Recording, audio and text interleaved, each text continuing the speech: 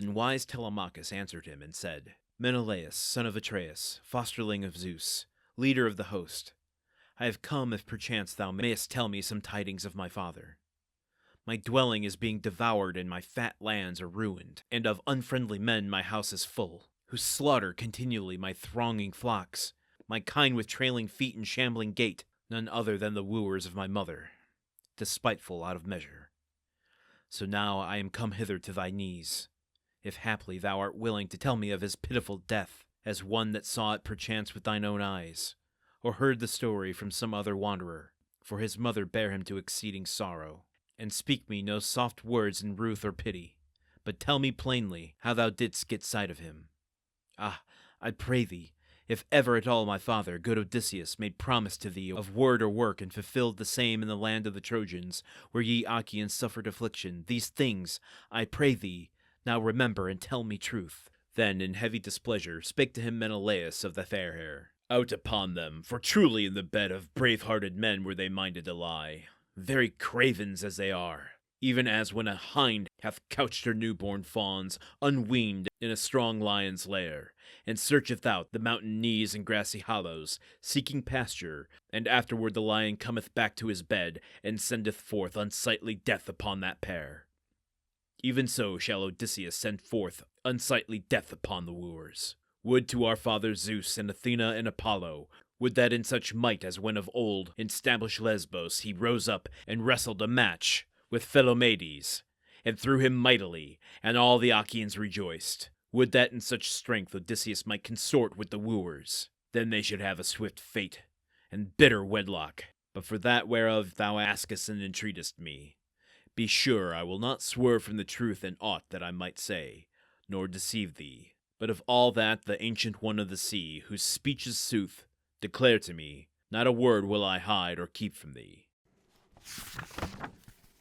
One of these days where I'm interpreting, I'm cold reading a character and imbuing Menelaus here with a sense of righteous indignation at the news that Odysseus's house is being overrun by unruly wooers.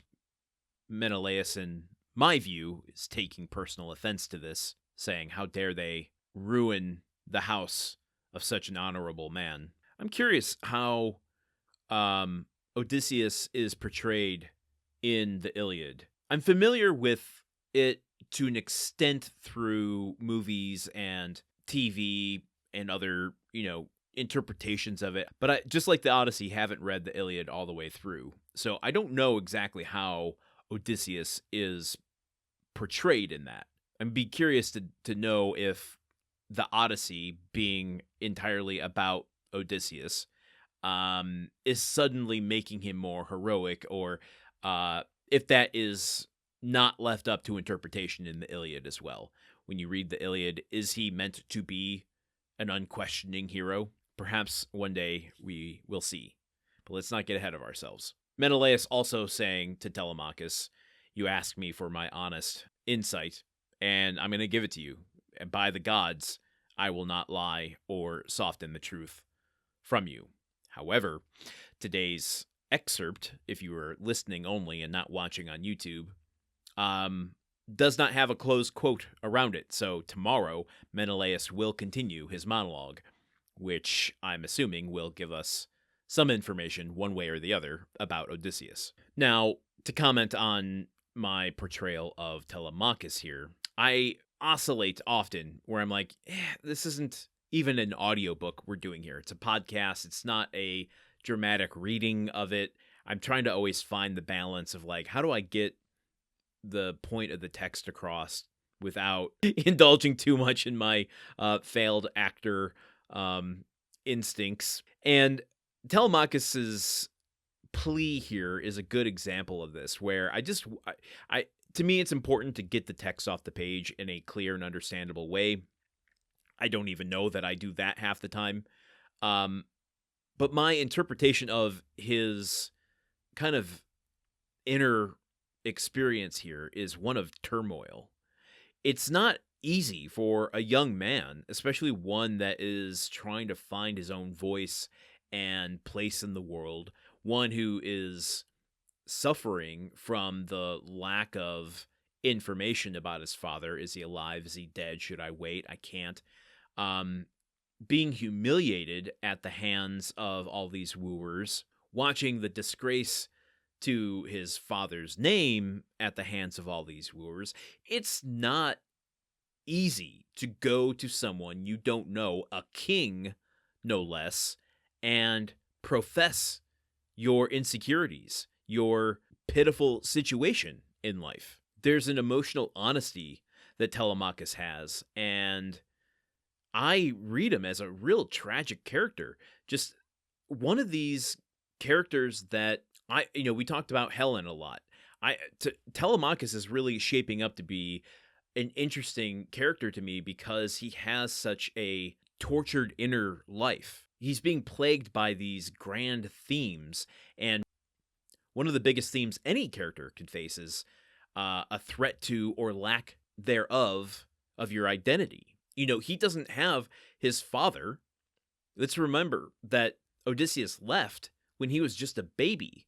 He, 10 years in the Trojan War, 10 years lost at sea. I don't know exactly where we are in that 10 years lost at sea here, but that's 20 years. He's 19 right now. So let's just say he left when he was an infant. So he's never had a father to help shape his identity and place in the world and give him a model of masculinity and manhood and purpose and responsibility.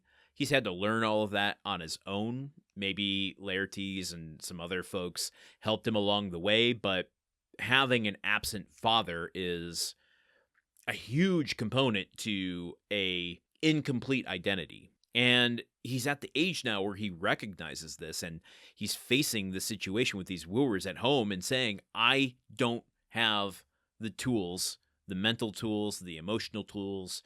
I don't have anything. I don't have the resources to cope with this.